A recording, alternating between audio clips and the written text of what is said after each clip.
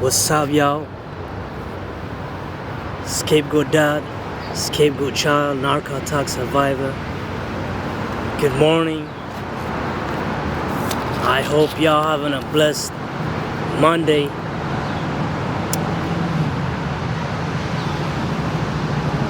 And I hope you have a great weekend. So, I just want to share what I left off, overcoming extreme covert narcissistic false relationship that I was in for 16 years, and I got 3 kids from the narc, and basically in total of 39 years of surviving narcissistic abuse in my life. So I've been on my healing journey for about 6 years now.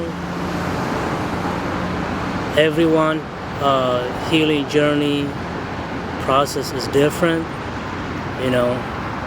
but it is, in my opinion, is independent how long you've been in it. And I was in it for 16 years and 3 kids. So if you're involved that deep, your healing journey might take a little bit longer.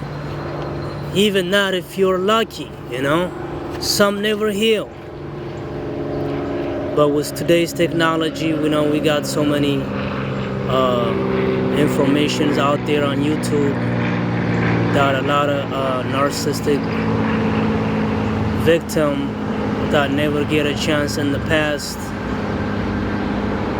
to find out what they're dealing with and either be able to escape or be able to heal completely from the abuse after they left. But today we have a lot of information, because of YouTube, because of all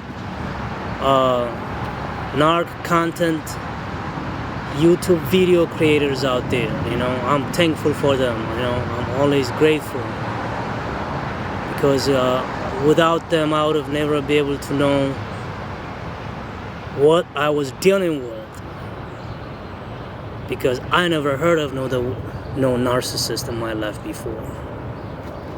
I came from a community where now that I know that narcissism is considered normal, it's considered a way of life. So even I didn't have no name for it, but I was already in it as a child. I was a scapegoat child, born and raised in East Africa. Came to the U.S. in my teenage year. I've been living in Shaw City for over 25 years now. But I never knew there's name for the personality that I was dealing with. I was raised by a narcissist grandmother that also practices witchcraft, have her own false deity, and an alky. So I was being scapegoated. I was a scapegoat child as a child. My father was not in my life as a child. My mother was also in and out of my life due to her own mother using her for her own purpose, basically pimping her own daughter for her own needs. So I was never really loved as a child. I never really experienced a true, genuine love. So after I came to the US, I attracted a covert narcissist that came in my life, pretending she's angel pretending she's somebody that she's not. She con her way in my life.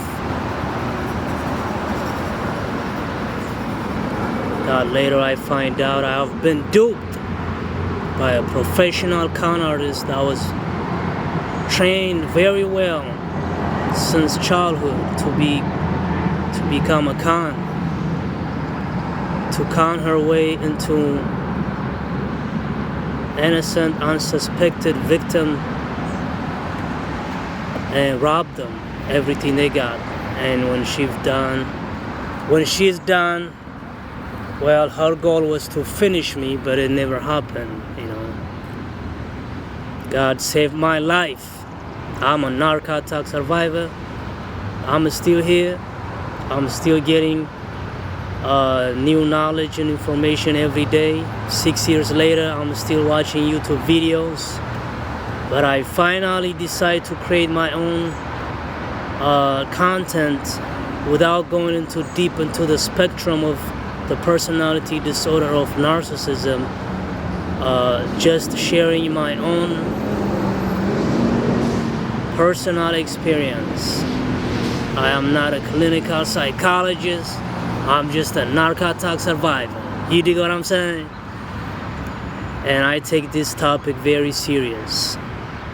Even though you might hear the word narcissism thrown here and there everywhere on the social media, on the news. If you're never in it, if you never experience it, if you never know how it feels to be robbed of your innocence by somebody that knows you more than you know yourself, if you never know how long it takes to go through your healing journey, if you never know what kind of obstacles you go through after you decide to severely end the false relationship with a covert narcissist. I mention a lot about the covert narcissist because that's what I've been dealing with, and I was also dealing with the entire covert family. So I take this topic very serious. I've been on no contact since day one for 6 years, even though there was 3 kids involved. The first 3 years I have full contact with the kids while I have zero contact with the narc. I was be able to do everything I can to make them feel loved, to show them how it feels to have a father. But 3 years I watched them suffer because the extreme jealousy of their narcissistic mother severely alienated me out of their life. So I cut myself and go completely no contact. Also with my 3 boys that I haven't seen or talked to a little bit over 3 years now. So with their mother, in total of 6 years no contact. With the kids, 3 years no contact. I witnessed and watched these innocent babies being tortured. Everything you can think of, covert narcissistic mother used to alienate the child from the father. She literally go by the page. The entire book was thrown at these kids.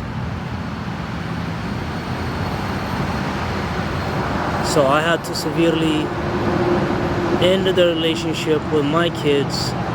Swell is cut off.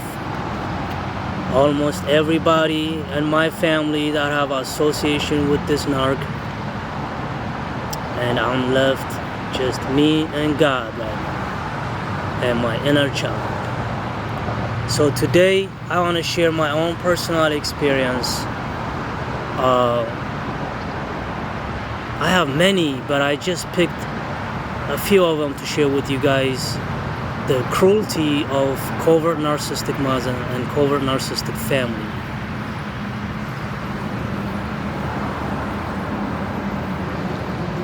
A lot of people on this community describe the narcissist as somebody that's a demon.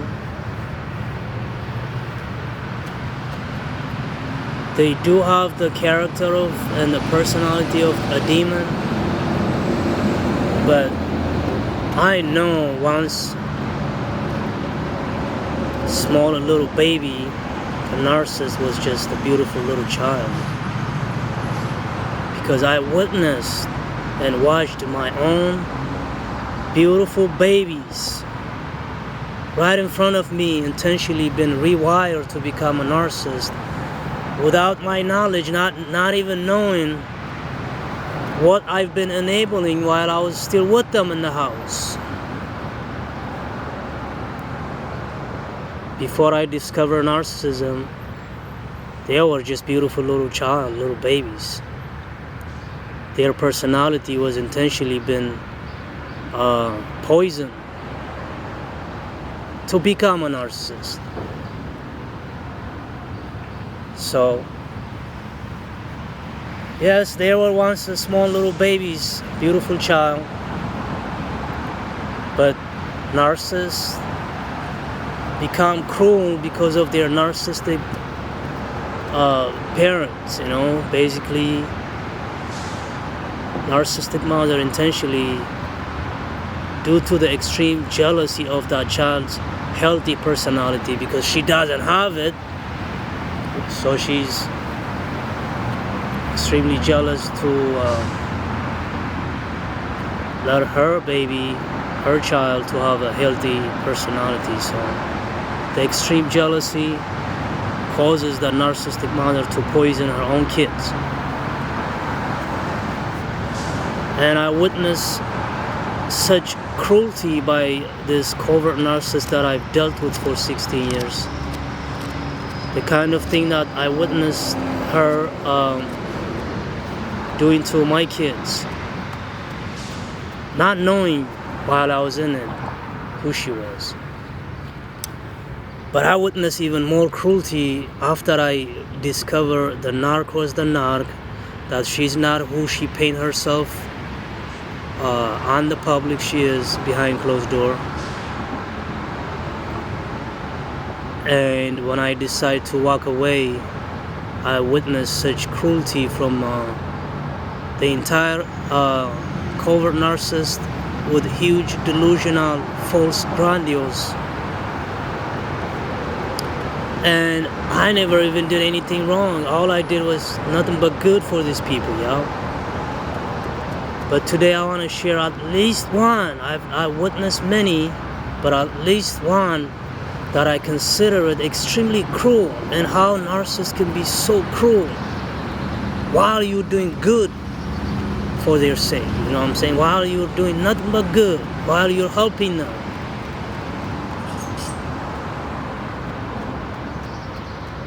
Once you discover that the person or the spirit inside the mask is not what you've been thinking, or the entire time you were with the narcissist, that's when they turn extremely cruel. So I witnessed, this is in my opinion extremely cruel for the covert narcissist that I was with and her entire family. So 3 years ago, her father was diagnosed with a brain tumor, and so he needed chemo and radiation. He was in his 80s. Now think about it. Healthy family. You have an 80 years old father, grandfather, that's been told by the doctor that, that he's got cancer. Healthy family will let that will let that will let that father know that he's been diagnosed with cancer, and let the father choose whether he wants to continue to do or to go along with the chemo and radiation, right? At that age. But narcissistic family, they don't tell the person that's diagnosed with cancer that he's got cancer. They'll just let him go through the entire process of chemo and radiation. Knowing what I know now, for them, it was just a supply. It was actually one of the best supply, because cancer, for narcissists, it brings huge attention in the community. And narcissist is all about attention. They will kill their own child for the sake of attention. They will disable their own child for the sake of attention. So this man went through the entire chemo and radiation, and guess who was the one taking this man to the hospital to get his chemo and radiation every, I think it was twice a week or once a week. I remember I was taking him to downtown Northwestern Hospital with his son. Sometimes we go on the public transportation the day that he could be able to walk, and sometimes I'll drive him there. And I witnessed for my first time what people go through when they're on chemo and radiation. I wouldn't wish it on anybody.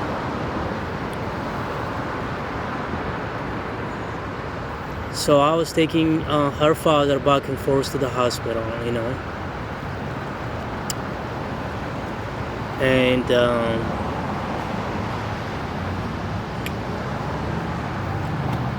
there comes a time where I guess the doctor noticed that he was not going to make it. Maybe about 2 days before his death. That's when this covert narcissist left a voicemail on my phone. You know, while being pleased by either another man or woman, I don't know. All I know is I heard the moaning in my phone while her dying father is still in the hospital. I was shocked, y'all. I couldn't believe it. I remember after I discovered the voicemail, and after I discovered that I've been cheated on for, I immediately find out quickly that for actually the entire durations of the false relationship, which was 16 years. I woke up the next day. I remember I ran to the hospital, went to her father's room in the hospital, and I remember weeping, y'all, letting her father know that, hey, his daughter is no longer in my life. By this time, he could not hear. He's completely,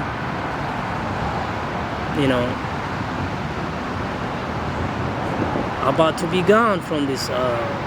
You know what I'm saying? And then that's when I discover, that the narc was not who she said she was the entire 16 years she's been with me. So now that shock and awe hit me, 2 days later, her father passed. He died.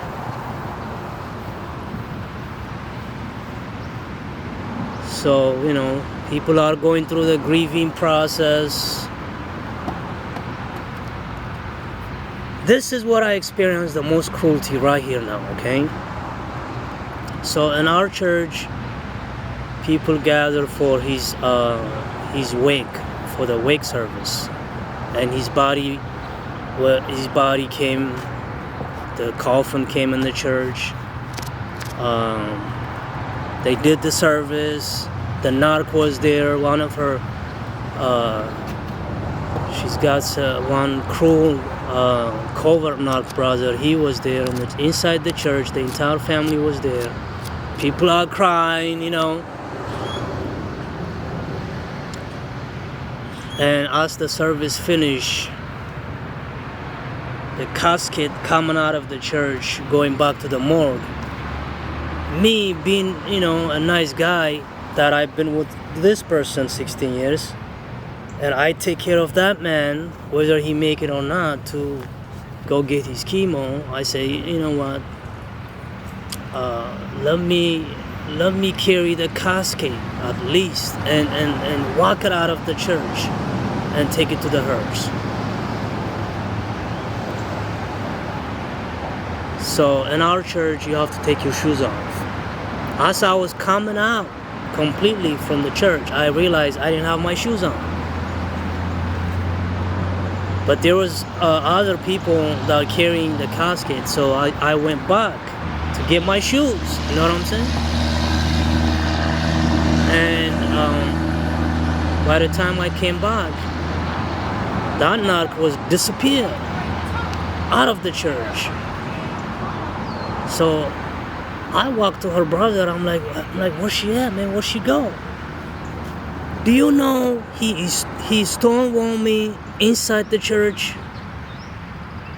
inside the holy ground? He stonewalled me without him even knowing what this narc did to me, just because I find out that she's not who she says she was. He stonewalled me inside the church. 3 weeks before his father's death, y'all, I was the one taking care of that man. That's how cruel narcissists are. They don't care how good you've been doing to them. Once you figure them out, you become an enemy. All the good thing you've been doing is going in the trash. So I'm like, oh my God, and then I could not find her. By this time, you know, I didn't have no knowledge about the entire narcissistic personality disorder. So, you know, but later, you know, as I go along on my healing journey, I've discovered, y'all, first of all, the only reason that she left that voicemail on my phone was to take away the attention from her dying father to herself.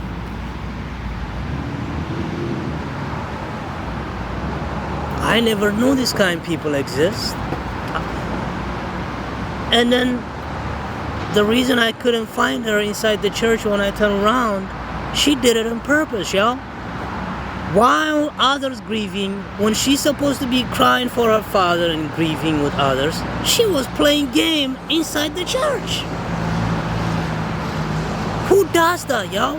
Who plays games in the middle of your loved one's been dead and carrying out from the church in the casket? Who plays game? Who's got time to play game like that at that time? At a kind of moment, covert narcissists would play that kind of game even in their lowest points of their life. They don't care. And I never even did anything wrong to them, y'all. All I've been doing is nothing but helping them, taking care of them, making them feel good when they're down. Provide whatever I can provide.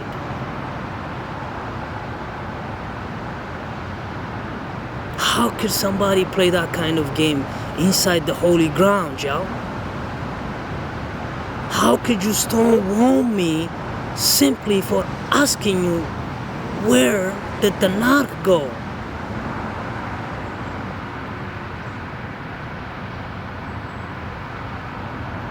This is just the cruelty that I witnessed just for that moment.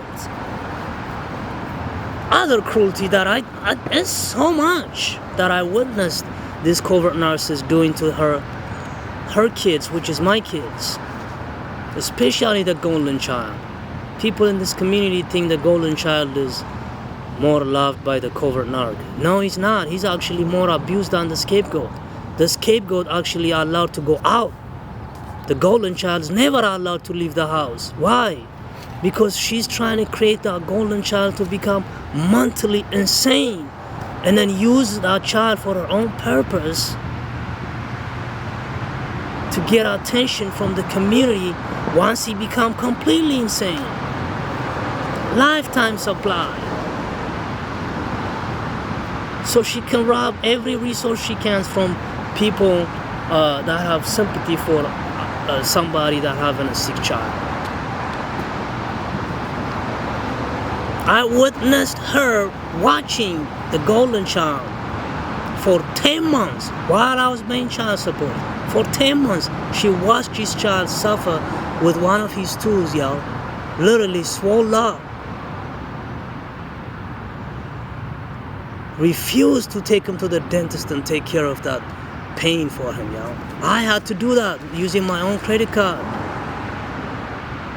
Since I was paying child support, I thought, hey, she was gonna go take care of him, and he's the golden child, so I figured maybe he's more loved because he looked just like the narc. But he was never loved, y'all. The golden child actually suffered worse than the scapegoat. That's why scapegoats become at least be able to live their own life later in life. Like right now, I was a scapegoat child. Now I'm a scapegoat dad. I've suffered extremely childhood abuse in the hand of my grandmother, but thank God that I'm still here. You know, thank God that I still got my mind. But I just want to share my own personal experience. It's better for me to talk about what I witnessed than going deep into the spectrum. You know, I'm not that good. There's many amazing YouTubers that I'm gonna leave the link below that I consider them the best that will help you on your healing journey. One of my favorite clinical psychologists on this topic is Dr. Ramani, Dr. Abdul Assad, Dr. Carmen Bryan. These are amazing content creators, and they're licensed. They will be able to help you and make you understand what you're dealing with. It took me 6 years, y'all. There's so many cruelty that I witnessed been done to these innocent children, y'all. Starvation, that's just, I consider that one actually even not that bad. You know, she used starvation, y'all, to punish them while I was paying her money. While they garnishing my paycheck for child support, she starved them. That was before I was completely alienated from their life. Think about that. And public, no matter how many people are trying to explain these children that have been abused behind closed doors, including authorities, y'all, police officers and principals, nobody take me serious. They told me the children says you're the problem. Go do some soul searching. So I completely, severely cut myself off my kids. So that's just one of the cruelty that I witnessed. Covert narcissists are extremely cruel, y'all. So I just want y'all to know, man, take your healing journey serious. Don't rush it. Let it take as long as it takes. You know what I'm saying? Don't rush to come on social media. Don't rush to come on creating new friends. Don't rush on to get a new relationship. Take as long as it takes. Take the time to heal yourself.